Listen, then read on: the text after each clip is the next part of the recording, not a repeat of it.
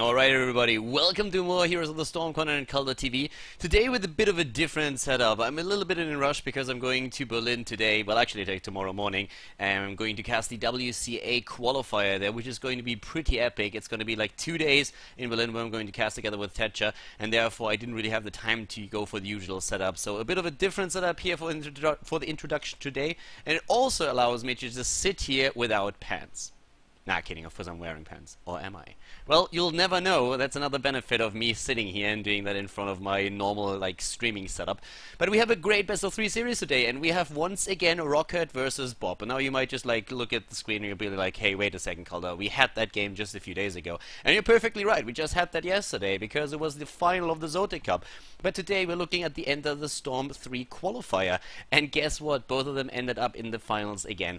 And the cool thing about it is that they, of course, played each other just a day ago in a best of 3 series where BoB was able to take it with a 2-1. So there's a lot of mind games that will go into the draft now, and this is going to be pretty fun. So the first map is going to be Shire between the two of them, and we already have an interesting setup here since we're seeing an Arthur's together with a Zagara, a Vala, and also an Abathur on the side of BoB. They were kind of forced into the Arthur a bit by a lot of the tanks being banned out during the series, but they also like to play Arthurs here.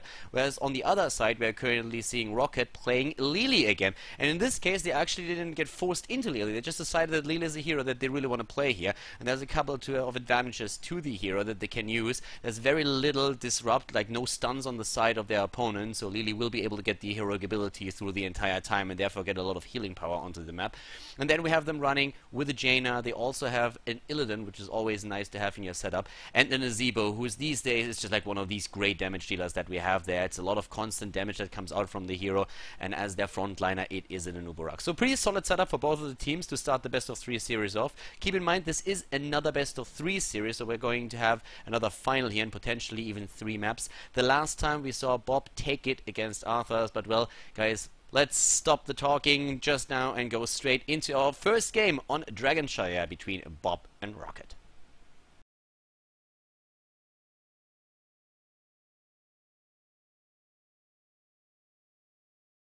Welcome to the final of the End of the Storm qualifier number 3, everybody. We have Roccat going up against BoB, and you might remember this particular pairing already because yesterday we had the same final in a different tournament. Now we are seeing both of the teams again, and well, yesterday it was BoB who was able to take the best of 3 series with the 2-1. Today Roccat wants to have revenge. They are starting to the left side of the map with Shadowma playing Jaina, Sport Billy on Lily. We have Hazelhops on Zebo, Illidan played by Chris, and Zocke on Anubarak.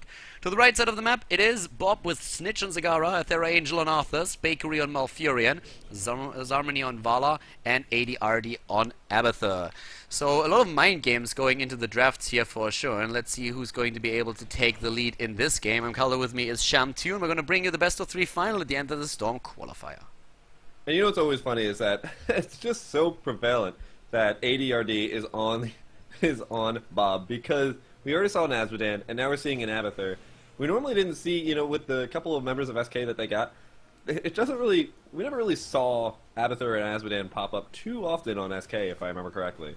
But with the addition of ADRD, it's just so apparent that he's there. Yeah, it definitely is. And right now the entire setup, oh yeah, nice bombs there already by Abathur. So Shadowma is not only detected but also taking quite a bit of damage. Important thing to note is really that with the games that we had played yesterday between these two teams, there's a lot of mind games that go into the draft. We had a very early pick on Abathur again for BoB, and Roccat countered that with picking Illidan because they lost yesterday twice again as an Abathur Illidan Tyrael composition. So that definitely influenced the drafting process a lot. And we're having even a Lily picked right now, and that's a very interesting choice on the side of Roccat, since they had the opportunity to go into Rhaegar or Uther instead, but decided to go for the little panda here.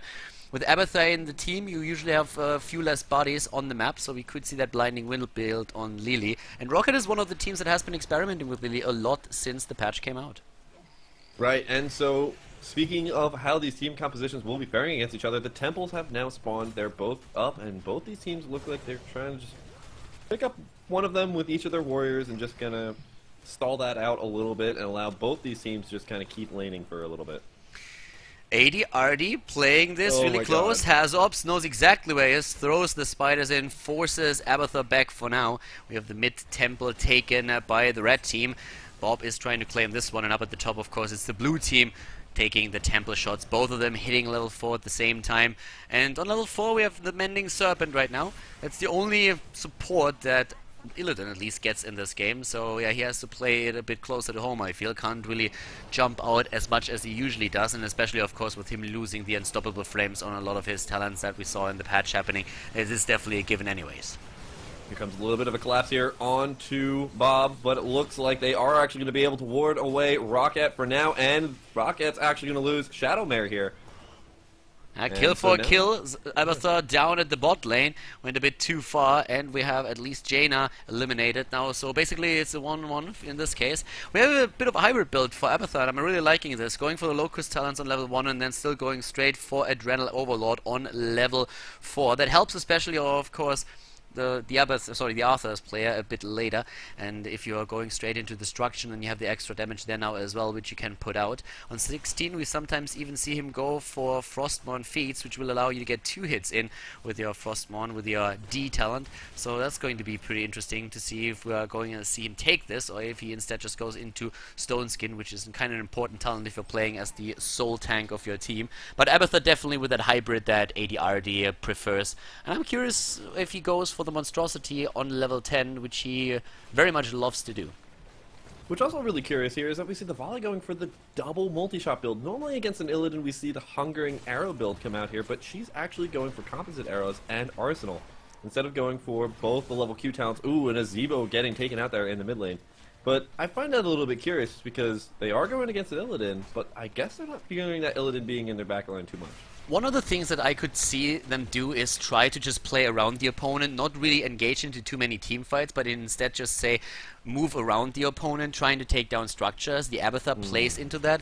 We could see more on Zagara being used as a disengage, and if Zarmany really wants to play that same style, then he wants to pick up Frost Shot at level 13 so that he can slow down Onslaught and try to escape from that. That would make sense that he goes into the level 1 talent here, but they could have gone for a bit of a hybrid. But you're right, in like team fights you would have expected him to go for an arrow build, especially since most of those fights are going to take place on the temples.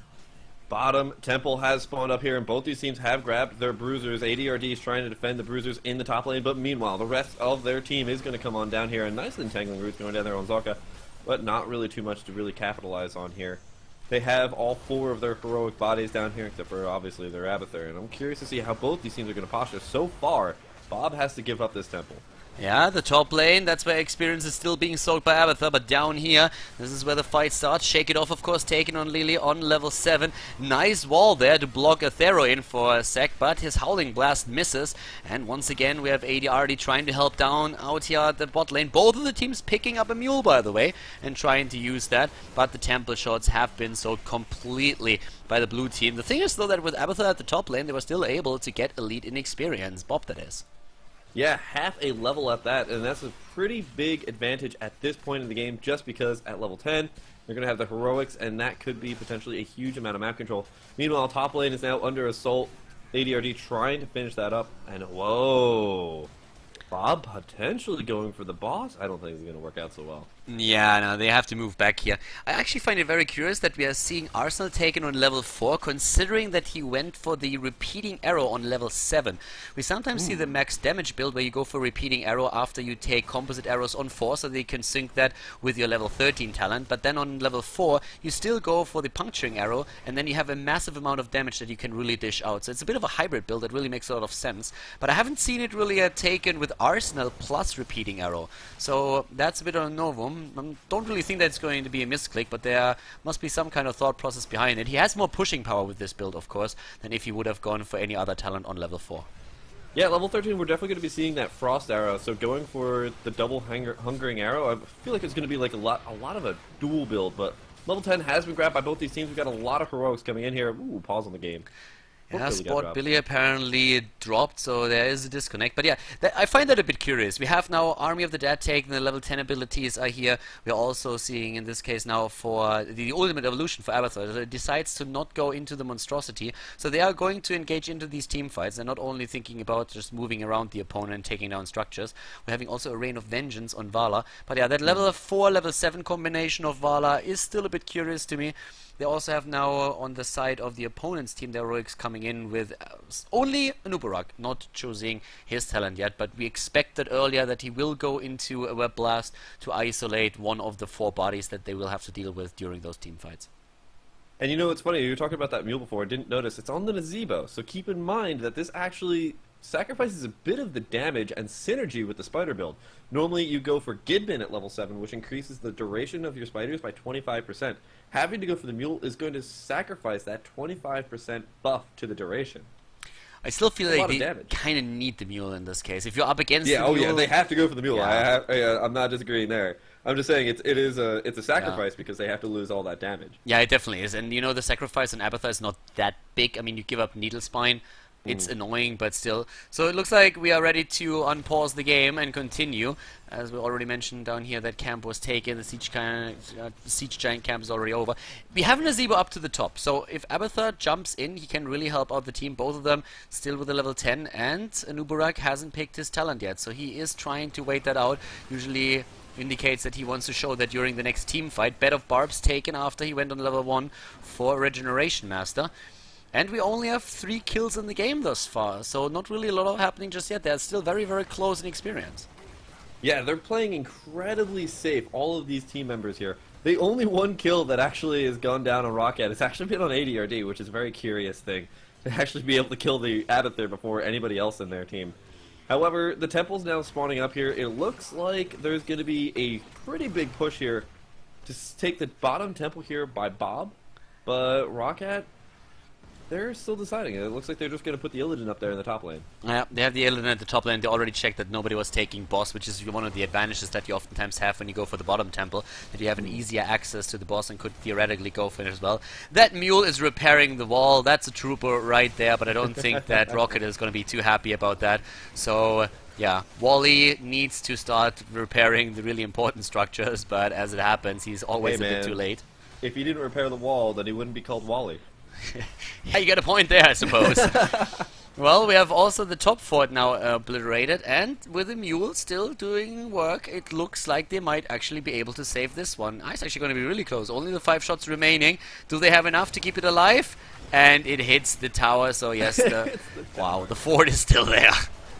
Yeah, the tower going down is... actually, the tower hasn't even fallen at all, but the mule has gone down. Oh, a pretty big fight going down here. Water elemental popping out here. The web wrap also has gone down, but it didn't go down on Bakery, which is very curious. Meanwhile, Tranquility is still going off. Snitch is now going to be the target of Chris. Whoa, Enzo! The Illidan is dead, but also the attempted kill against the copy on Arthurs. They did get that down, but the main Arthurs is still there and fighting. Illidan just didn't stand a chance there. Was trying to sneakily move in from behind, but didn't have a chance in the world to actually survive this much pressure play. Everybody was focusing on him immediately after he got locked down by Arthurs. Very well played here by BoB, so they have 3 kills against 1 now, and are still pressuring the bot lane, whereas Abathur is starting to do his thing up at the top now too. But that mule is really putting in the work here at the fort and has it back to half health. I was going to say, they really need to push down this fort now, or that mule is just going to be able to get it back up to full health. That's the real pain in the neck there of having a mule on the enemy team. If you don't kill something, it just comes back up full health next time you approach it again. And that's really just what is so incredibly aggravating about going against that team with the mule. And we can already see that that is doing that work. But meanwhile, the top lane is getting pushed in pretty nicely here by the Abathur. But the fort's still got a whole bunch of shots left. Yeah, and it's also tricky for Abathur to really take down a fort with the mule constantly trying to just like repair the structures. So he definitely is going to need a bit of help for that. Talking about help, we had Illidan without any help going straight for the Bruiser camp and taking that out. And we have both of the Bruiser camps moving in up at the top, one for the red team, the other one for the blue team. The boss is still one of those contention points where both of them are just trying to make sure that the opponent is not going for it and trying to sneak it in. But temples are activating again, and that means a single temple at the bot lane. Right, and with a single temple, it's going to be a pretty big team fight here. Oh, Control-Alt-T brings back the heroics, right? Yeah. Well, actually... I don't have heroics. There, Control-Shift-T, that's it. Whenever you get a pause, it for some reason breaks it. I don't know if that happens to you as well.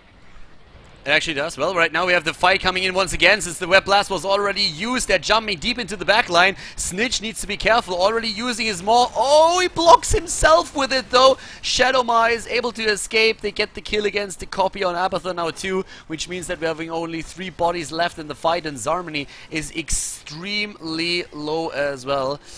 Whoa, yeah, in that case we had Roccat definitely gaining the momentum. Very nicely played there. They were able to really use that web wrap to full potential, and getting that kill on Snitch is so huge here. This allows them to put a whole bunch of more pressure on this mid fort, and it allows a lot of the shots here of that temple to go now into the mid fort, which already has a good amount of damage, and they can press that pretty hard as well. Hasu going so aggressive, using that sprint to go straight in on Zarmany and throw it on the zombie wall. That's going to be another kill. They now, again, have that huge advantage on the map. Yeah, and, well, Zarmany nearly killing Shadowmar, but then he was diving a bit too deep, overextending. Shadowmar gets away, and then the turnaround takes Vala out. So it's suddenly, again, that 4 versus 3 with an Abathur also in the mix. They get the fort. They destroyed all 3 forts already, and finally one of the top lane has been taken out. But at this point, BoB is having some troubles. They are lacking behind in Talons. We have Herbal Cleanse taken level 16. We're seeing a Numbing Blast. This camp is going to be stolen away, or is it? Abathur starting to move in. They have 5 heroes back on the map again. Here comes the copy on Arthur's, but it's already a bit too late to really contest this battle. They have to take down the Siege Giants, and that's about it. That's all that they can do at this point. And this is so awkward, having that ultimate evolution used at this point, but you're not actually going to be able to have a team fight. Hasu popping the sprint to yet again disengage her from a Thero Angel. And now what is ADRD going to use with that ultimate evolution? Yeah, he just has to immediately cancel it. He's got a 70-second cooldown before that's going to be back up again. So they have 70 seconds where they can't engage with 5 heroes. Now we're having now also Locust Brood taken that allows ADRD to push with his Abathur a lot more. The rest of the team is positioned in the mid lane and is trying to do their thing right over there. But it's not going to be easy with everybody on the side of Roccat just being ready for this. And it's still... I mean, everybody knows at this point that if you lose a fight and you lose 2 heroes, that immediately the boss is going to be taken by your opponent. So this is exactly what they're currently waiting for. And it's also one of the reasons why we're seeing this many creep tumors by Zagara just spread around the boss.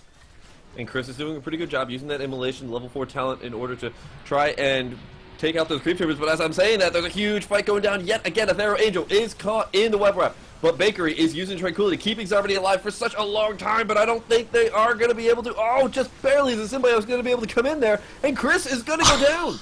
Unbelievable. They keep Malfurion alive, and they take down Illidan. 3 times I thought that Malfurion would die for sure, but he didn't. Zocca just barely gets away in the last second. What a battle here. Bakery moves in, tries to maybe get a Moonfire in against Zocca, but he does not. In this case, we have still Abathur at the bot lane, soaking once more and making sure that he gets the big push in against the fort, where Wally is still trying to repair the tower. But that was actually very well done here on the side of BoB. I really thought that Malfurion was dead, and once he's down and Tranquility is out of the picture, that would probably have snowballed. Now this is really a scary moment here, Khaldor. Abathur Angel is by himself in the middle at the temple. Meanwhile, 5 people coming on in here from the rest of Roccat. That's going to be Abathur Angel getting immediately eliminated. ADRD does pop out the ultimate evolution, trying to take out Sport Billy, and that's going to be successful. The web wrap does come in, but I don't know if it's going to be enough. Well, they're trying to use it again, but here comes Zarmany once again on his Vala, trying to put the damage in with another quick multi-shot that he already dishes out. At the bot lane, Abathur was able to take down the fort. Good Blizzard here, zoning them out, but Shadowmar is extremely low, has to move away. The temple up at the top is still available. They're moving in the mid lane to gather the last few shots. Can they take down Hazorps? I think he still has sprint up. Here comes the arrow, moves away, but they get a couple of shots in. Abathur is moving on down to the bot lane. They take down all of the forts now, and they're moving up to the top, where we're seeing Chris trying to gather at least a few for his own team. I think he's going to be able to get a couple, but look, he's already disengaging. They have to wait for Lee to come up. You can't engage without your support, especially when it's a Lily, because you need those cups to stay alive for a good amount of time. Snitch, though, a little bit too far forward, is going to get absolutely obliterated. But at least during this time, while this is happening, ADRD is pushing that bot lane really, really well. Shadowmare just barely getting away. And Bakery trying again to keep himself alive. The Rap already being used. Zarmany is moving away. In comes Illidan with a quick metamorphosis. And Zarmany is still trying to escape from Chris. Lily in the back is getting all the health up again. But the kill against not only, well, they take everybody down. Malfurion is dead. Vala is dead. I have to admit that I don't really understand what BoB was doing there. They lose Arthurs now as well. We have still ADRD pushing down the bot lane. But what were they doing? Why did they not move to the top temple with all their heroes? They had a 5 versus 4 advantage on the map, and only Zagara was up at the top. And I think shortly afterwards we had Malfurion moving in, but too late. So what did they do? Snitch was just overexposed by so much, and this actually might be game. The core is now under attack here. Snitch gonna have to try and hold this off by himself. The Mule is not actually repairing anything. Come on, Mule, get into the game. Zocca taking a good amount of damage, but the core is so close to going down. Really good Maw. The Mule is not going to do anything anymore here, and it looks like this is going to be game. The GG already called, and Roccat, they take game number 1 in the final here at the end of the Storm qualifier. Job well done, and they take the lead in the best of 3 series, with us, of course, moving into game number 2 in just a second.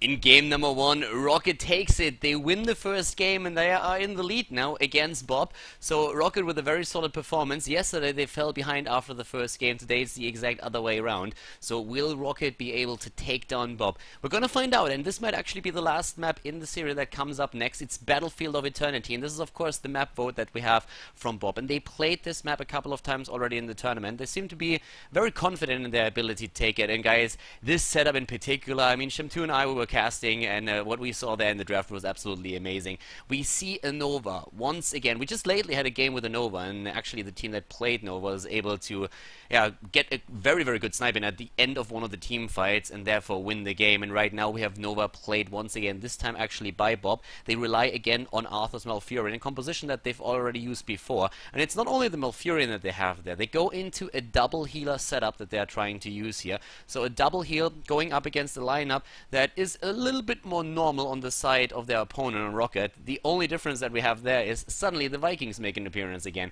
And the reason is of course quite simple. Battlefield of Eternity it's a massive map, right? And the objectives are like long and drawn out fights in the middle of the map, so you are far away from any kind of creep wave, and therefore the Vikings can really soak a whole lot of experience there.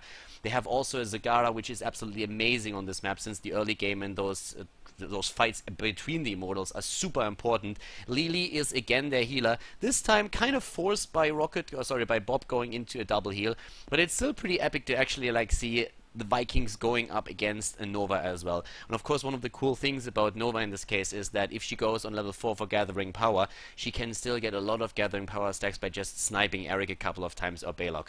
So game number 2 coming up right now on Battlefield of Eternity, and let's find out if Roccat can clench out a 2-0 victory or if BoB comes back into the series, ties it up and forces a third game.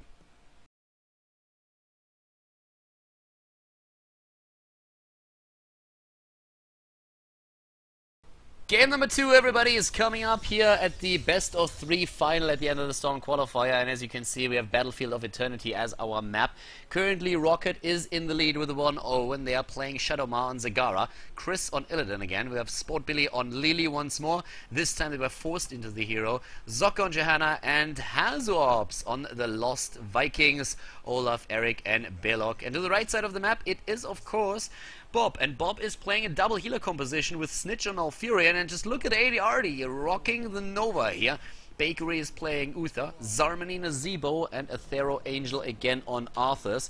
So I'm Khaldor, with me is Sham2 once again, and let's find out if they can take down Roccat and force game number 3, or if this composition that they're currently using here will be taken out by Roccat, and Roccat gonna claim the top spot at this tournament. Already we're seeing Roccat be very aggressive with their pushing. They're already throwing down those roaches in order to start soaking up some of the tower shots there on the bottom lane, and I'm curious to see if they're going to be able to do a good amount of damage. Now, we have the Lost Vikings up in the top lane, but Nova's already there to try and answer.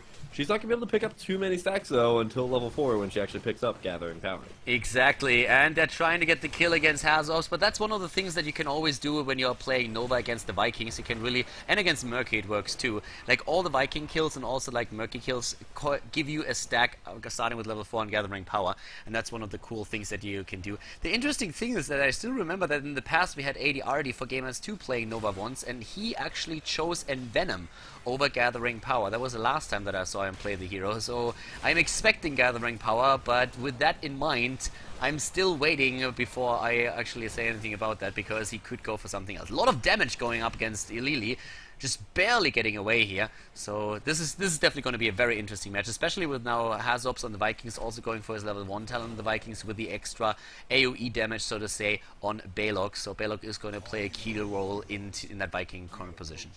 Yeah, they're going to play a super pushing potential out of this whole entire composition. I mean, really, we can already see that with Shadowmare. Look at the bullets left on the towers over there. They're already down to half. If Shadowmare keeps up the pressure, then they're easily going to be able to pick up 1 or 2 of these towers, but I guess that's actually not going to be in the cards for now, as they just want to go straight in for this Immortal. And with Zagara on the side of Roccat, they have very good early game pressure here. Zagara is a great hero to have on Battlefield of Eternity. Abathur was banned out during the draft. He's still one of the strongest heroes, at least when you ask most of the teams. BoB is not too impressed by Abathur on this map. But right now, Eric is actually down. So far, still no level 4. We have Snitch up at the top lane gathering some experience. So does Hazops with Olaf. And we are losing quite a bit of hit points here on the Immortal for the red team. And this is really the whole entire pinch maneuver of the Lost Vikings, right? You put the Lost Vikings, you put 1 in each lane, or 1 and 2, whatever. Those soak up all the lanes. Meanwhile, you have 4 people that can put pressure on the Immortals. So it doesn't matter really what BoB decides to do. As a counter, as a reaction, it always loses when you have the Vikings in this game. Especially if you're going for a focus on Balog's build here on level 1, and also then Sabotage on level 4 for Eric, because that means the longer the fight and the Immortals last in the middle of the map, the more pressure you can put on these lanes with the Vikings and take maybe structures down. But an attempted kill against Zagara. Wow, they don't get it. There was Johanna already making this work, and now the counter attack, they take down Nazebo. We have on level 4, still no talent taken for Nova, by the way, who's trying to get a kill against Chris, not making that work just yet. But yeah, ADRD needs to pick up the talent, and he goes in to Gathering Power. Alright, it makes the most sense against the Vikings, of course, but yeah, I still remember ADRD playing once against Vikings with Nova and going into Envenom instead. So in this case now he's going to try and build up those stacks by sniping Eric and Balog. Everybody going home here. ADRD looking for the good shot on Eric. Oh, just barely misses that snipe. Hasuab's playing incredibly unpredictable in positioning. Or ADRD drunk confirmed. One of the two. I guess the former is probably correct. So yeah, Hasuab's definitely trying to make sure that there's no easy snipe. But again, Eric gets away here. They went for the go, sprinting away in this case. Besides those talents, nothing really out of the ordinary that we're now seeing on level 4 coming into play. Malfurion, after he went for the extra damage against minions and mercenaries on level 1, is still utilizing Elun's Grace for the extra range. And we still see those Immortals in the mid lane, completely ignored by most of the players in this case. Right, we see Anthero Angel just kind of moving around, but I don't really think that Arthas can do that much damage to the Immortals. Zaka trying to play the man in between Anthero Angel and the Immortal, and being a very good job of doing that, so that's going to zone him out. And meanwhile, it looks like we're seeing in the bot lane, BoB is going for the Khaldor, but with Hasuab's there, does ADRD finally start getting some of those stacks of Gathering Power by taking out Eric? Yeah, takes down Eric, gets a few Gathering Power stacks, well, 1 to be exact, and now they're starting to move into the middle again, where we have a stun lock against Johanna. Wow, needs to be careful there. Good zoning here with the wall of zombies. Also trapping Lily and taking her out now too, so Nova currently on 2 stacks, and they're starting to move in once again against Zokke. Can they maybe get another kill there? Complete surround, and it's another kill. Johanna down, and so far this setup is actually working out quite well for BoB.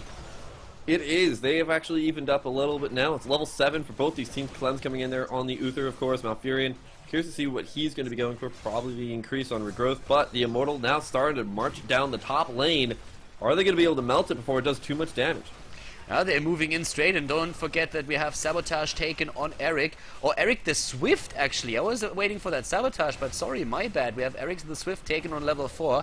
That's an interesting one to take as well. So, okay, we have not the extra damage against structure that I expected there. But either way, it's working out quite well for them with the big push that they're having at the bot lane, going not only through the wall, but going straight for the fort here. A root against Johanna, but it's a bit too late. The wall of zombies, on the other hand, catching the tank. It is AD already moving in, but they cannot give enough damage in here at this point. So everybody is just moving away for now. Ooh, Zarmby does get the cleanse in order to dodge that condemn, but unfortunately does stop moving for a couple of seconds. Chris is now going to get rooted here on the entangling roots. And But also is going to be able to disengage here. Arthas is moving down from the top. He's trying to get the root in, but... or his Howling Blast, I should say. But yeah, is moving back again. And of course, as already highlighted here, Hazobs is still soaking experience, and this is what currently gives the experience lead to the blue team. And we have a Roccat now with half a level ahead of their opponent. Abathur Angel always using his aura here. So he has Frozen Tempest to make sure that he takes down the creep tumors that we're seeing from Zagara. So very nice counterplay by him against the vision that Zagara is trying to put on the map. Ooh, Abathur Angel getting body blocked pretty well. Chris now going to re-engage. Zocca and Chris are going to be able to get that kill, but are they going to get returned? Yes, there is going to be a kill with Chris there. And so it's going to be a 1-for-1, but oh, this edges them all the way to level 10. They got their heroics now, Khaldor. Yeah, and Snitch at the bot lane is being attacked here. AD already is moving in and trying to help him out, but Malfurion is very low. Here comes the ship, goes straight for the longboat, but that of course forces Nova then to move away, as at the top lane there's still a little bit of pressure on the blue team. We're seeing currently on the red team, Shadowmar, as Sport Billy and Zocco are trying to move in and pressure this one, but still no level 10 for Bob. They need to get the experience, and they're trying to get it down to the bot lane where suddenly Nova is starting to lane. Yeah, Nova laning means that your team is in a really, really weird place. So now they're starting to move ADRD back up here. The Immortals have spawned up yet again. Group of Khaldor grabbed here by Roccat. They are just keeping this lane pressure alive constantly. And I'm really, really enjoying this. It's really allowing them to just kind of play this game very well. But Shadowmare looks like it's going to be grabbed at the top lane. Yep, goes down, so Zagara dead, and this puts another kill into the hands of Bob, who now claim level 10 too, and that means Army of the Dead, Gargantuan, we have Tranquility, Divine Shield, and Precision Strike for Nova that is going to be used there. That can actually combo very well if you don't pay attention and get rooted by that Immortal at some point. Once again, we have the blue team moving in, this time the Wall of Zombie misses. Oh, but here comes a Precision Strike to go down there on Zocca, but Zocca does have the passive, uses pops the Iron Skin, moves away, becomes unstoppable. And it looks like the rest of Roccat is trying to look for an engagement here. Olaf does get picked up. Yeah, and just with that, we're having now ADRD on full stacks on his Nova, getting another kill attempt in against Balog. In comes Chris on his Illidan, but Gary is already driving them back. The Gargantuan is on the move, and we're seeing once more the red team starting to move in, but Lily with good heals here, making sure that everybody is nearly on full health once again, as the fight for the Immortal is still ongoing, but the blue one is already down to half health. Right, but this is the time for now Roccat to start reciprocating some of that damage on the Immortal, and that's exactly what they're doing. They're taking it down pretty quickly. Level 11 for both these teams. That was a little bit of a tongue twister. And they're doing a good amount of damage. Level 13 is pretty far away for both these teams. Yeah, they're moving in again with another route against Soccer. Soccer on Johanna low and gets away in the last second. The Vikings need to be careful, and so does Illidan. He's just moving away in the last second, gets healed once again by Sport Billy, and thanks to the blinding wind there is making sure that Illidan is not dying yet. We have the Immortal for the blue team in this case. The Maw against Arthas. They need to be careful here. Precision Strike, and a really good one, gets the kill against Balog. A lot of damage pushed out here by ADRD. Really well done here, and also saving Arthas in the process. But they don't really do that much damage against the Immortal, and the Immortal is now going against a fort that has 0 bullets left to defend itself. They have to waste this Immortal away very quickly, but I don't think they're going to be able to save this fort. This is going to be 2 forts down. Meanwhile, in the bot lane, they're putting a huge amount of pressure in. Yeah, and we have Bakery starting to go straight for a stun against Illidan. Should have maybe stunned Lily out there, but I don't think he really saw that ultimate coming.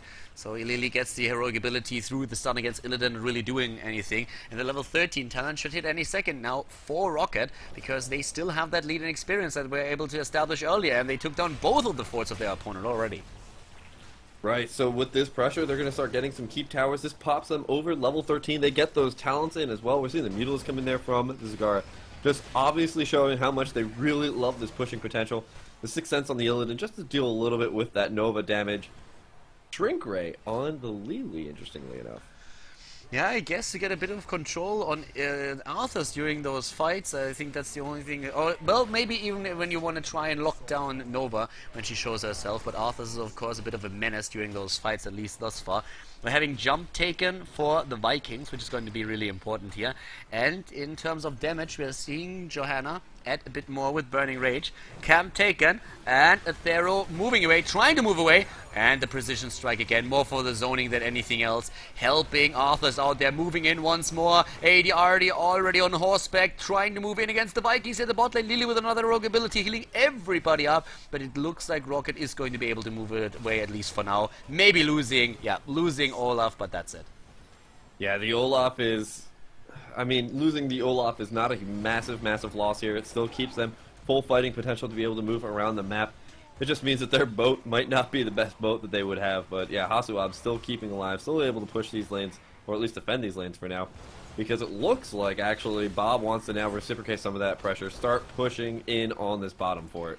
Yeah, they're pushing into the bottom fort, and there's really not too much resistance yet. Hazobs is the only one that's there. We're having the top lane being pushed on the other hand, and that's a different matter, since Sport Billy and Zocca are already putting the first amount of hit points away from the keep here, putting a lot of pressure in, actually, and this time there is no Mule to help out with that. AD already, with a couple of attempts to force them back here, gets the extra damage in. The Immortal is going to be ready in another 13 seconds, and down to the bot lane, we're having Bakery, Abathur, Angel, everybody moving away, but Bakery gets interrupted. Hazobs is being a pain in the neck here with Eric. And this is stopping them from being able to get back here and defend this keep. It's taking a huge amount of damage. Chris now trying to move around. Actually might be able to pick up the kill here on ADRD. Chris is going so incredibly deep to try and get that, but does have to back away now. Here comes the Entangling Roots down on Shadowmare, but they lose the keep. And during all of that, Bakery had to fight with the Vikings at the bot lane, was forced back here, and even the longbow was being used and puts now some additional damage onto those towers. Of course, the Immortals are already fighting, but at the top lane, maybe they can pick up a kill or two. They really need to. Level 15 versus level 14, and that's a kill against Johanna. They're starting to move in again with another quick more on Zagara. She makes sure that they can disengage, at least for now. There was another attempt by Arthur's to go for the lockdown here. Didn't get the chance to, but now we're seeing, of course, BoB moving in to try and drop the Immortal of their opponent. Right, and look at this, the Khas are already are still up there in the top lane, which means that it's just such a huge wall ahead of them to be able to have to go in, fight the Immortal, and also keep defending their top lane. This is going to be an incredibly difficult decision that they constantly have to make. Do we defend? Do we attack? Do we defend? Do we attack? And this is going to be a constant question on their mind now. They did not take down a single fort just yet. They really need to put work in against these structures, and the problem is that level 16 will soon be available to their opponent. Once that Roccat has that extra level, they can put in the extra damage. And at the bot lane, remember that we still have the Vikings moving in there. Hazobs is gonna die on... oh, Belloc? Yeah, he's gonna drop on this one, and he's probably gonna lose Olaf as well. Nope, he's actually getting away with him. The problem is really that we are seeing a massive amount of damage coming in against the Immortal of the Rat team. Right, and there's just no damage done on the Immortal for Roccat. So BoB has to now move on into the middle of this lane, but as that happens, look, there's already a set of Fallen Shaman pushing in on that bottom keep, and that can take out that bottom keep without too much of an issue. There's going to be a little bit of an engagement here, but again, BoB is at level 15 versus level 16. They do pick up the kill there on Lily. If they can kill one more member, they are actually going to be able to hit the level 16 towns. Chris now is going to be the target of their ire. They're going for it. The Tranquility is still going on, and that's going to be level 16 for them. They now can pick up their talents. Can they turn this whole game around? Shadowmare dodges the Precision Strike. Very well done here. They get 3 kills, and now they can move over to drop the opponent's Immortal. Only Zocca is still there, and the Abathur Angel is already going to try and zone him out. The rest of the damage dealers are on the right side of the battlefield, going straight for the Immortal, and I think they're going to be able to drop him a little bit faster, but we have Hazobs now moving in as well. Zocca, Hazobs trying to drop the Immortal. Snitch is moving in for the help, and ADRD for the hero damage, trying to drop Zocca, and they can do it. They take everybody down. Another Viking is now dead as well. Only 2 of them surviving and getting away, but to the right side, it's still the damage against the Immortal here, and this is exactly what they needed. If not for that, they would have lost the game right here. Right, so now they've got Sport Billy and Hasuabs coming on in here. It's so incredibly close. The Immortals are so neck and neck, but it is going to finally go on over to BoB. BoB is going to get the Immortal here. We still have Johanna dead for another 17 seconds. In experience, this is, I think, the first time that we are seeing BoB ahead in EXP, so they were able to clutch their level 16 talent. We have Crippling Shot now taken, the Lunar Shower in this case too, and still the defense against the incoming wave up at the top lane, but of course it's still pretty tricky. They have to try and make something happen with the Immortal, but it is so weak that they won't even be able to get through the entire wall. They only kill the gate, and maybe if they're lucky a tower, and that's about it. Yeah, I mean, it had 0 shields left, and that was just the biggest issue there, is that they made that huge play to try and take away as much health as possible. But oh my god, Chris gets immediately eliminated! And that's exactly what they need. That burst damage against the melee assassin. They take him down here. Sokka moves away with the trade. Was about to get locked down by the Howling Blast, but that didn't happen. ADRD is now finally with the team once again, and he might be able to get in a bit more damage in these fights. But this is nearly entire level lead that we're seeing for BoB right now. All of a sudden, they are the ones to really make the moves here. Level 18 right now. 12 kills against 2. But the structures, of course, that is where we still see Roccat ahead. Way ahead at that. They're trying to, it looks like, probably throw down their Eric down into the bot lane in order to get that pushing, but ADRD is just able to put so much pressure on this top lane with the Nova snipes and being able to just do so much damage to those heroes that they have to play so defensively. Look at how far back and recessed they are in trying to hold off this onslaught from BoB. Meanwhile, we do see that Eric start to push down in that bot lane. But this is going to be a really difficult battle here for Roccat. Yeah, I think the only thing that Eric is supposed to do is soak up the experience. If they really wanted to go for the push, they should have sent down Balog, since he has that level 1 talent that allows him to do more AoE damage. So now the Maw is there. They're going straight for the precision strike going down. Oh my god, what a fight. And still the Lily ultimate is healing everybody up, but they're getting focused so much. Another good route for the lockdown. They're trying to take down Chris again. What a battle. But Zarmany is so low in the background, I don't know if he's going to be able to survive. Now it looks like Abathur Angel is going to be the target, but both these teams now have to back up without really that much happening here. Oh my god, what a team fight. What a team fight, and nobody dying during all of it. Yeah. I mean, so much damage dished out and healed up once again by Tranquility and the Cup of 1,000 Jugs. Again, the Immortals are fighting, and that's where they're going straight for that Bruiser camp. And we talked about these camps. They are so incredibly strong, and that one would push the bot lane immediately. We have pressure put in against both of the Immortals right now, with especially the red team, with BoB healing up back at the well at home, and they are moving straight across the map and trying to get another kill against Zocca or Chris.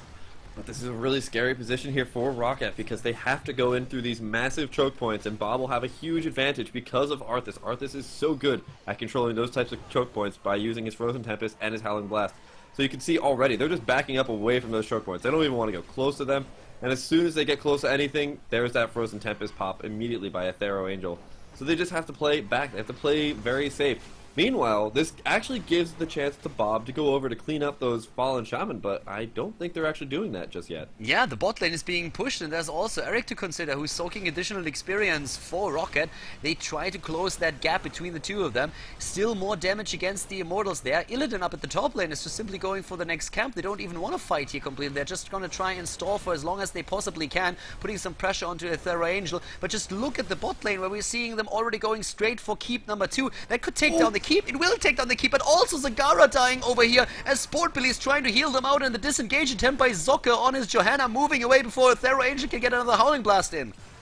Oh, that was a really close Howling Blast, and Sport Billy now going to get caught by the zombie wall. He's going to go down as well, so this is going to be a 2-for-0 victory here for BoB. But they lose their keep. They've got mercenary camps pushing in from all sides off the top at the bot. Chris now is going to start joining in that mercenary camp push. I don't know if I agree with this. This is being a little bit too aggressive here. They might lose Chris. And AD already missing a snipe here, but he's still trying to, of course, get those pinning shots in. Moves in. Zarmany as well. Can he get the wall? No, but the spiders are making Chris visible again. Snitch is being used to jump over the wall here. Smart move, but Eric already dead, and Abathur Angel with another quick Howling Blast. Doesn't apparently have one. But the attempt, yes, they get him. AD already moves in and gets that kill. Level 20 for them now on the board, and that means that we're seeing redemption. We're having also the double precision strike, the precision barrage now taken by Nova. Right, and so that's going to be a lot of AoE damage. They can chain that up with those entangling roots, with the stuns coming in there from the Immortals, but BoB might be able to get another Immortal for themselves, and this one is going to be a little bit healthier than their last one. And if they can really just capitalize on this, get a couple more forts, maybe even a keep, they could easily even up this game. But meanwhile, they have to constantly keep sending Witch Doctor or somebody back in order to keep just dealing with this constant pressure, because both their keeps are down. It's actually insane to see this. There's so much lockdown with the roots, with the Howling Blast, with also the stuns, and then the damage that comes from ADRD, and of course also Nazebo here. They are putting that in every single time. The Immortal is now starting to push the bottom lane and trying to go to that fort. Up to the top, we have the entire setup for the team. There will definitely, a few of the structures are going to go down, and they're going for the keep in this case, and that it would be such a relief if they can take down a keep and make sure that the lane is not constantly constantly pushing in against them. But meanwhile, they also picked up a set of mercenary camps. That is, Roccat has picked up another set of mercenary camps in the bot lane. Having that set of mercenary camps allows them to just put more and more pressure onto that core. Meanwhile, there's a huge fight going down. A Maul goes down there on a Thero Angel. Looks like they are going to try and make something happen. The Gargantuan, of course, has been popped. I'm curious to see how the rest of this fight's going to go. Yeah, they go for the keep again, and the keep is about to die here, but you already mentioned that camp at the bot lane, and this is something that they have to take care of. They're still only level 19 for Roccat, so they're trying to get level 20 here. ADRD is already moving over since the Immortal is still doing damage. They're trying to take down keep number 2. Yeah, we have one of the heroes moving back, and in this case it is Malfurion. The Immortal is dead, and just for now they let the keep be. They don't move in to take this down, but keep in mind that in just a few seconds we're going to have the level 20 talent ready for Roccat in this game. Right, and this is what they need. They need that level 20 talent. They've had a level 20 talent on BoB for quite a good amount of time, so this is a good time for them to start even things up. We're going to pick up a set of Fallen Shaman. There's another set of Khaldor up here in the top lane. No Immortals are going to be spawning for a little bit, so it's going to be a little bit of probably a stall between where we're actually going to see a little bit more of that big team fight, unless both these teams go for this huge Khaldor fight. Yeah, and I mean, that double healer composition that we're seeing on the side of BoB has just given them so much sustain, especially, of course, with Arthurs as well. Sport Billy is shaking it off here, and we are having the next team fight starting immediately with another barrage already coming down. We have the ultimate on the side of Lead trying to heal everybody out as the second one, Precision Strike, is hitting home and takes down Johanna. Once again, they're trying to get that momentum out, rushing behind the opponent, trying to go for another Howling Blast here. Maybe against Sport Billy, you should be cool on at this point. Level 20 talents already on the side of Roccat, and it allows them to go into Kung Fu Hustle. They have a double ball of the storm. Another kill against Eric in this case, and this is BoB just with full force trying to drive this victory home. But there's another set of Fallen Shaman. They're pushing in on that bottom lane, and I don't know if they can just completely ignore this. There's catapults with this as well. It's starting to whittle away on the core. Chris looks like he's actually going to go for the back door. Zarmany has to go back in order to deal with this, but I don't think that this is going to be enough, especially if Chris shows up. They do pick up that bottom keep, however. Yeah, and they go straight here for Thero as Shadowman and Sport Billy are trying to make something happen here. Illidan just a little bit indecisive. Apparently, well, I don't really think there was a lot of confusion of what he could do, but he threatened the bot lane, and that's why they had to move back. But the Immortals are up on the map again, and that's, of course, the real big problem here, because at this point, Roccat cannot allow their opponents to get this one. This Immortal is most likely going to decide the game. Yeah, this Immortal is going to be the game ender or game winner, depending on really whose side it goes for. Meanwhile, BoB has forced the 50-50 fight. They've already wasted away 50% of that Immortal. But oh my god, are they going to go for a huge backdoor? That is actually what they're going to do. Chris is already starting to move on in here, but we see a massive return here from BoB. Is it going to be enough? No, they back up. They have to... Ooh, they fake the fight.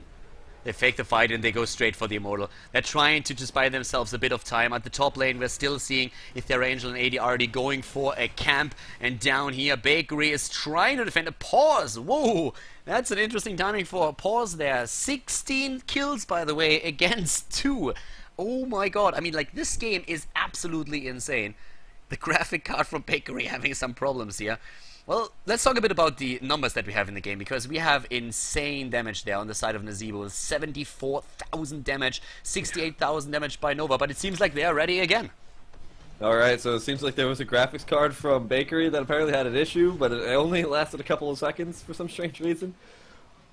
But yeah, with so much damage from the Nazeebo, from the Zagara, I mean, this is just really just making a really good case for why both of these heroes just should show up in most of these games lately.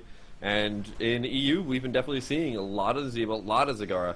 But that Immortal, I mean, this is exactly why Nazeebo is so good. Able to just kind of throw down a whole bunch of things and then just walk away. The blue team is losing their Immortal here, and Nova in this game really make... Oh my god! That damage! Look at ADRD here. Wow, he's getting so many kills in. ADRD has 0 deaths. He didn't die once, but it's the counter aggression against the core over here. They're trying to finish it. 90%. Precision strike number 1 hitting home. They killed down one of the heroes. Sokka is dead. Johanna is gone. 60% on the core. They're still trying to go for it. Look at the Vikings. Everybody's just dying. They get the entire team kill. Oh, yes, they do. 40% and the GG. Well played, as the Immortal is nearly gone. That backdoor attempt not working out, and BoB is moving in. I cannot believe this game is happening. That was absolutely crazy. They had to go for some sort of crazy backdoor. They weren't winning the Immortal fights. They weren't going to win anything else, so Roccat is just going to go for that crazy suicide, and suicide they did indeed commit. So that is going to be game number 2. We're going to go to the best of 3. Game of 3, BoB wins over Roccat. Wow, that Nova pick, well, it came through for them. It definitely did. So much damage on Nova, so much damage on their Zebo. They go for it. Here comes the Maw on the other hand. He's trying to fight, but there's another precision strike, and this is, of course, going to be it, ladies and gentlemen. We have a tie in the series once again. BoB taking Battlefield of Eternity with a great Nova play here on the side of ADRD. Wow, good stuff there by BoB. They really know how to play this map, and Nova did so much damage. This was a slaughter. BoB played a perfect game there. They did so well on this map right now, and well, they were able to take down Roccat, so a very solid performance here by them. Therefore, we have a tie in the series. It's a 1-1, and we're going into game number 3, and this is going to take place on Shire. So this is going to be a pretty fun map that we're going to see right now, and once again, we have an Illidan in the game, but this time, it's actually on the side of BoB. They decided to go into Abathur again. They have an Abathur and Illidan composition, but they get denied the Tyrael. If you remember the series that we just saw a couple of days ago, they really were able to get always like Illidan, Tyrael, and Abathur through the draft, and with that, they put so much pressure on BoB's backline, sorry, on Rocket's backline, of course, that BoB always got the initial kill in those fights and then could snowball it from there. But Roccat, they learned from those drafts. There's a lot of mind games going into the draft right now in this particular series, so they said from the beginning, okay, we're going to deny one of those heroes to you. They picked Illidan a couple of times away from BoB. In this case now, they deny them the Tyrael by just banning him out, and therefore we had a bit of an alteration on the side of BoB. Instead of a Tyrael, they went into an Arthur at the front line here. They of course also have some solid damage from the back line, but if you look at the setup that we're seeing for Roccat, then on the other hand, they have even more damage. They went early on into a Zagara and an Zebo, which is extremely strong because there's a lot of pushing power and also sustain like damage in those fights, and they even added a Vala then later on in the mix as well. Their front line is again an Uberak, so a great frontliner here too with the additional stun that he can utilize. But this is the last game, the last map in the series, so whoever's going to take it here will be able to clench out the victory in the tournament. So guys, let's find out who that is. Is Roccat or is BoB going to be victorious at the end of the Storm 3 qualifier?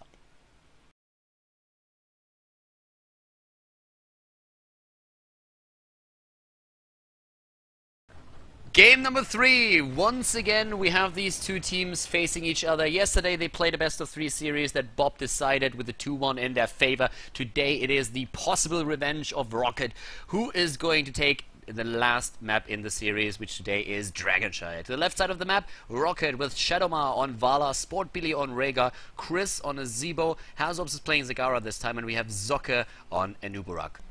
To the right side of the map, it is again an Abathur composition with Snitch on Illidan, Zarmany on Jaina. We have ADRD on Abathur, of course. Who else? Bakery, of course, is playing Malfurion, and in this case, we're having Arthur's picked once more. Athero Angel is going to play the tank role here once again. Snitch apparently having a couple of headset issues, and that's obviously the opportunity to talk a bit about the talents in the early stages. I'm Khaldor, with me, of course, is once again Sham2, and this is the last game of the best-of-3 series here at the end of the Storm qualifier final. Right, and already, Khaldor, we can already immediately see the Siphoning Arrow pickup on Vala, which makes everything make sense here. Yeah, exactly. Like in this case, if you have the arrow, if you go for that Q build, then you can really fight on those shrines a lot more against like single opponents, and even in the team fights is of course a really useful talent, especially when you're going up against the melee assassin. It is extremely popular. So apparently a couple of problems on the side of BoB, but they seem to be ready now once again. And interestingly enough, well, not interesting enough, it's the standard build right now that ADRD is using on his hero. We're seeing the level 1 Locust talent taken, survival instincts for him, so he's gonna try to just go for that hybrid build again, where he is trying to support Illidan, but at the same time puts some siege presence onto the map. Right, so that's just, you know, we already saw that. Oh. Alright, Man, Snitch are leaving the... They really seem to have a lot of problems. That's not a headset problem right there. Snitch leaving the game. And yeah, now there's a disconnect coming in. A disconnect, a lag, so I'm not quite sure what exactly is going on there, but at least it happens in the first few seconds of the game. Right, so if we do have to remake, it would just take only a couple of seconds here. But, you know, it's really interesting to see that Illidan going... Or sorry, not the Illidan. The Abathur going for the build yet again. It took so long for that to actually start doing a lot of work on Sky Temple when we watched this last time. Well, the thing is, it's just really nice when you get your 13 and 16 talents. This is where it really Right. starts to unfold its strength, and that makes it just very powerful, especially in the late mid-game, I want to say. But now we have also an interesting talent choice here for Rhaegar on level 1, actually going into the healing totem after all. So with this, we are probably not going to see the Shadow Wolf on level 4, but instead Feral Heart. At least that's what I would expect here. A big burst in the mid lane, 5 heroes trying to burst that wave down as fast as possible to soak a few of the tower shots from the middle here. Abathur Angel counter pushing against that, and down to the bot lane, the rotation again from Roccat with 4 heroes trying to catch Bakery, but he moves back away in just in time. And that was really good map awareness coming out there from Bakery and Zarmany. Both these heroes don't have any escape, so they have to play very, very carefully when they don't know where the enemy opponents are. They have to make sure that they're not going to get caught out, because any of these little bit of, a death here and there could easily turn into something like a dragon very quickly, as we already start to see the shrines are going to activate in 10 seconds. Yeah, and we are still seeing now at the bot lane a tri-lane setup with the Zagara. Oftentimes you see Zagara up at the top lane, but in this case, as Illidan was already expected to be there, they put Vala in. Oh, nice catch there against Jaina, but Zarmany is there helping out, and we're having now the shrines also active on the map, which means in this case that the bot shrine is taken immediately by Chris.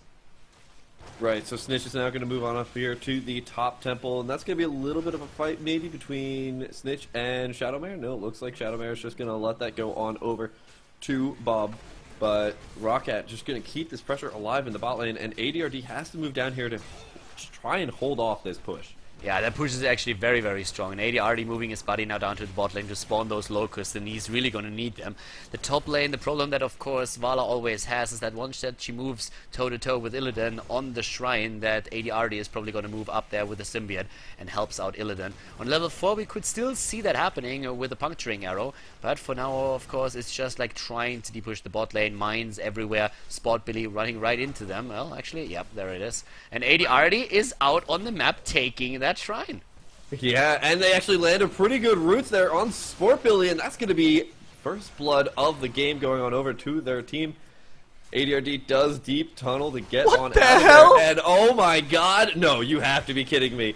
Zaka trying to hold this off, and they're going to lose the bottom temple. Melee Abathur confirmed. AD we all knew that he's a little bit crazy, but right now he is really putting his A game out there. Abathur currently out on the map, capturing shrines, moving right under the nose of Anubarak in to capture the Dragon Knight. He's all over the place. This is a fun one. Bot lane again with another route. The tri-lane, well, for now broken up, but Zagara is already on the way back. Right, Zagara had to go back just to go pick up a little bit more health, more mana, because the fighting down here just never ends. It is just, the party never stops down here, and that is definitely taking a toll on both these teams. Now, Sport Billy can stay, pretty healthy for a good amount of time and a longer time because he's got the Feral Heart, which at level 4, which just gives him more regeneration whenever he's in the wolf. So you'll see him popping that wolf form as much as possible, and the healing ward to keep them all topped off in health as well. Yeah, he skips the Shadow Wolf this time, and it makes a lot of sense since you are going to need the Feral Heart if you don't want to run out of mana. If you go for the level 1 mana reduction on your chain heal, then you can really make it work, but right now he needs something else. He needs to have a bit more sustain. Here comes that second shrine in the mid lane. Well, we have still a Abathur Angel making sure that Zocca is not going to be moving over there, and with Illidan grabbing now the shrine at the top lane, it's still all good. Both of the teams closing in on level 7, and not really a big lead in experience for either one of these teams. Yeah, not at all. We do see the mule coming down there for Abathur, and they're trying to get that tower back up to a little bit of healthier, maybe get a couple of bullets back in there as well so it can defend itself. And that's a really nice pickup. I like the mule on this map for most times, just, being able to hold off as much as possible, because there's just so much laning between both these teams, and Chris running through so many Abathur mines, but actually not taking that much damage because it did just top the well. At the top lane we saw a bit of a battle between Vala and Illidan, and so far Illidan is doing a very good job at pushing Shadowmare back there, so Snitch in a very solid position, and most of these towers are already out of ammunition, and he even put some damage on the bottom tower there. So in this case, Snitch is doing exactly what he's supposed to, and AD is helping him out the entire time. The bot lane, that's a very different picture though, with the Siege Giants now helping the 3 heroes to push in that lane, already destroyed one of the towers, destroyed the gate, and are going straight for tower number 2. So here, Roccat is establishing a very strong presence on the bot lane to take down these structures. Oh, and Snitch actually might go down to Shadowmare in the top lane. It's so close. Ooh, the last second symbiote is going to be able to save him, but darn. That is just inches away from death. And AD already taking over to soak some experience again in the mid lane. Abathur, Angel and Zocca facing each other, still the two tank players. And the bot lane, with now all of the towers gone, is really, it looks like for now Roccat at least is abandoning the pressure there and instead is moving into the mid lane where they're trying to get Chris with the dragon. Yes, they do. First dragon in the game for Roccat, and they are actually punting. Illidan far, far away into the fort, and he had to be helped out by Abathur, and I guess he's going to get away, but that was probably a bit unexpected for him. That was, but Sport Billy was so incredibly close to dying as well. Zocca actually might get caught here in the bot lane while the dragon is fighting in the mid, and that's going to be another kill for BoB. Yeah, well done here. So they're able to kill this one, and Chris, he took down two of the towers, but he still has to be careful punting away Arthur's. Both of the teams are starting to close in on level 10. On level 7 we had also the repeating arrow and Gitbin, of course, but right now Chris is up at the top once more. As the bot lane, we are still seeing this 2 versus 2. Right, and so that 2 versus 2 is getting a little bit more in favor now of BoB, but Hasselwabs and Sport Billy have taken so much damage on the siege, so you can see both the towers gone, the gate gone, and now the fort is going to be nice and vulnerable. The Dragon Knight does pop. That's going to be Chris backing on up as Nazeeba on the Nazeebra. Yeah, and they're just going to go for bruisers. One of the things that I'm currently wondering about is, like, what do you copy as Abathur? Do you go for the Illidan, or do you put in the double Arthurs? I would say double Arthas, just so you can get that really, really strong engage, and I think that that's what they were going for pretty much any time that they had the Arthas plus the plus the Abathur on their team. I just feel like it's just such a strong wall of two heroes. Especially like that lockdown that you have with the double Howling Blast. Camps are taken all over the map now, by the way. So we're having now the Siege Giant camp claimed by BoB, and they also took the Bruiser camp. At the top lane, we're seeing again Snitch just lying in wait, waiting for Shadowmar to move out. And Shadowmar is very, very cautious about his approach here. And in comes Snitch, but he can't really do anything against the hero just yet, so he's focusing on the Bruiser camp of the opponent first. The bot lane, on the other hand, has a big BD push happening by Chris, Sport, Bill, and Hazops, annihilating that Siege Giant camp. Zocca is joining the fun now too. They really want this fort. Yeah, and they've got a mule coming down here for BoB to try and hold this off. Zocca is probably going to throw down a couple of beetles just to take that out very quickly. But the Bruiser camp does get cleaned up, and actually it looks like there is going to be a pretty big engagement going down here. Sport Billy is going to get a really nice ancestral off, but I don't think it's going to be enough. So close to death, but he does actually get taken down there by ADRD. Yeah, the copy on Abathur making that work, and Abathur Angel is freed once again after being in the web blast for quite some time. Illidan now also starting to shuffle over, as at the top lane Abathur is still trying to push in a sliding lead in experience for BoB. They're pushing in the towers at the bot lane right now, and up to the top we are still seeing Snitch trying to dominate that lane. The shrines are going to be up in another 18 seconds, which is going to be important for both of these teams. But yeah, very solid performance so far by BoB. They are currently on 4 kills against 0. And this is the same thing that happened with Roccat last game. They had this huge siege advantage, but unfortunately BoB was just able to pick up more and more of these kills. Already we're seeing the same exact thing happen in this game. Roccat was able to start off the beginning of this game with some really impressive siege damage, but BoB is just coming back and being able to pick up all these kills, and kills lead to map control. And again, Abathur in the middle of the map. I'm really liking this, by the way. In the last fight, we saw the double Jaina, the copy on Jaina there, and that's actually a really good point. Didn't even think about her when we were talking about it, but there's so many heroes now on the setup that Abathur can copy. Every hero that he copies, maybe with the exception of Malfurion, it would be absolutely amazing for the team here. So you have either the incredible damage thanks to a double Jaina, or you're just running with so much lockdown and so much disruption against the backline if you're going for an Abathur on Abathur copy on Illidan or Arthur's. So a really nice setup for an Abathur player here, and he's already been putting this to some use. Both of the temples now, or both of the shrines, under the control of the blue team. Roccat is trying to still save the one at the bot lane, but there's just way too much with the copy on Jaina once again pushing them back. Right, and you know, it's another cool thing about the copy on Jaina is that you get the double proc of the trait. Because the other Jaina will always put a slowdown, that means that both these Jainas will just have so many procs of that frozen trait that it just does more and more damage. And they're putting that to the test just now. Once again, Zocke is burrow charging in, claiming the shrine to the bot lane. And up at the top, it is Snitch again on the top shrine, on the Sun Shrine. So both of these teams really fighting for the second one. But keep in mind that Abathur, of course, is going to get a lot stronger with the pushing power now on level 13 and level 16. He already has the range attack for his Locust. Nice damage against Hazorps and a quick ancestral healing. Athero with a good root, only hitting Vala though, and a quick vault trying to save her. Strafe already being used, but Snitch is there. A heal, but it's too late. Down goes Vala. They get the kill, and of course Abathur is helping out Illidan in this case. They're trying to go for Zocke now as well. He doesn't seem to have the cooldown ready for another burrow charge. He actually does, but there comes the quick metamorphosis. Snitch not even jumping over this one. Just says like, alright, I'm gonna leave you be for now. But very good pressure that we're seeing coming in again from BoB. That was a beautiful flank there from Athero Angel, and then the second flank coming in there from Snitch. Very, very well played. That was really, really awesome stuff here. I should actually clarify real quick. It's not actually like it doesn't double proc the trait on Jaina. It just keeps it refreshed very often all the time.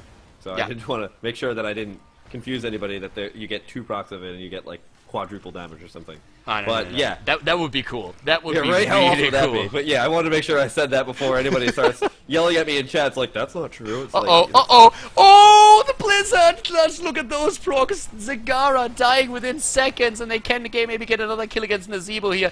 He has sprint though and could use that, but maybe this time we're going to see a Dragonite for BoB. They have a level 16 talent now, and that means that Abathur is going to have his Locust Brood with Illidan now on Blood for Blood, and they are going to get this Dragonite. There's just no denying that. Snitch is there, picks it up, Locust Brood taken, Numbing Blast on Jaina. Of course, after Relentless on 13, we're now having Stone Skin on Arthas, and we're seeing Hardened Focus from Malfurion. Great play here by BoB, and they are starting to take the lead in this third map of the best of 3 series. Yeah, they're playing super, super well with level 16 in their advantage. They also see the Blood for Blood coming in there. The Numbing Blast, which is going to root somebody down, which is also works really well with whenever ADRD gets that proc of the Frostbite. That means that any attack that Zarmany does with the Cone of Cold after that is going to root somebody down very easily.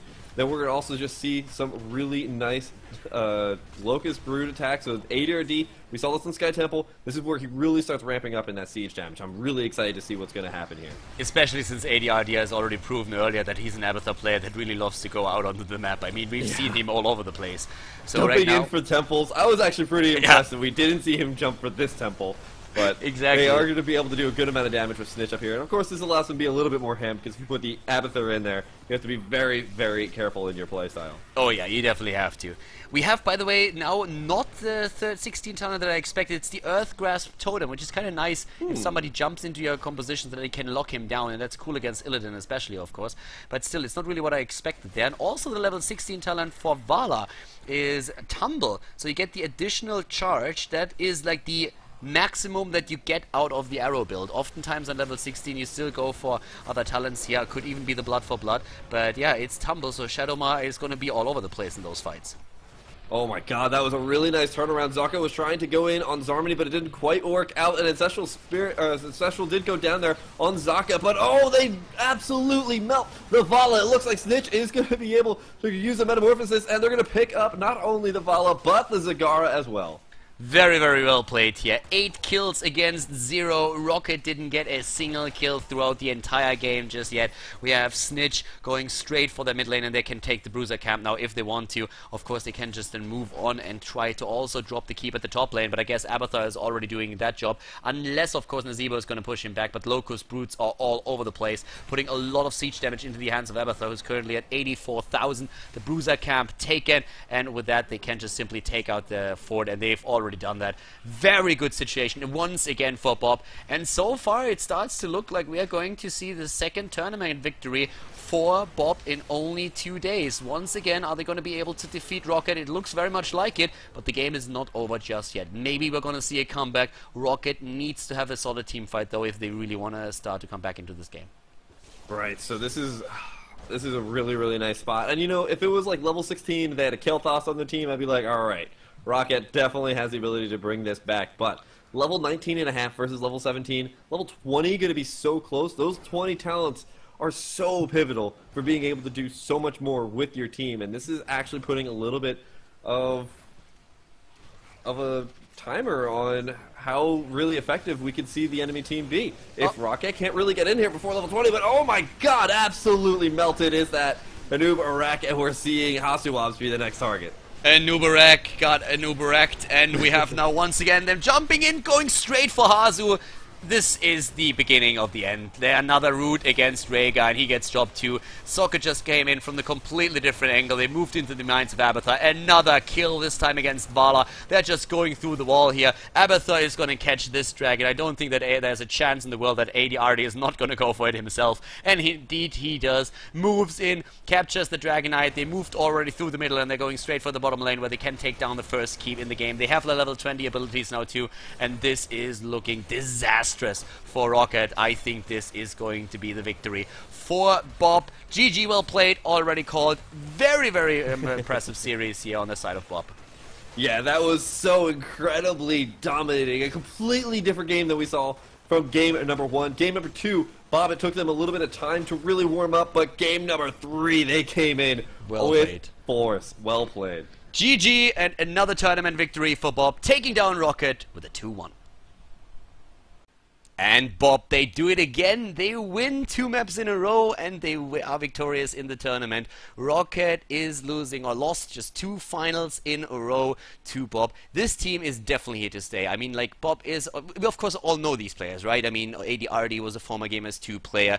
We have, for example, Snitch in there. We have Bakery. We have Zarmony in here. All players that played for SK before. So that's actually pretty cool to see that they are this strong right now. In every single tournament that they enter these days, they at least make it into the quarterfinals, into the semifinals, and the last 2, the Zote Cup and the end of the Storm qualifier, they were able to win both of them. So extremely solid performance here. The guys are currently definitely on the up and high, and we are going to find out in the future if they can, if they can establish themselves in the top of the European scene, or if this was just like an amazing week for them. Either way, it was a very impressive performance, and I definitely enjoyed this series, especially with the mind games, of course, that we had coming in after they already faced each other yesterday. I really hope that you enjoyed the series in the commentary as well. Guys, if you did, leave a comment in the comment section. Always give that video a thumbs up on YouTube, and you can hit that sub button if you didn't do that already. I'm gonna head to Berlin in the early morning, but I still hope that I can upload the video before I do that. So guys, thank you very much for tuning in today. I hope that you enjoyed the show. I'm gonna see you soon with more Heroes of the Storm here on Khaldor TV. Have a good one. Bye bye.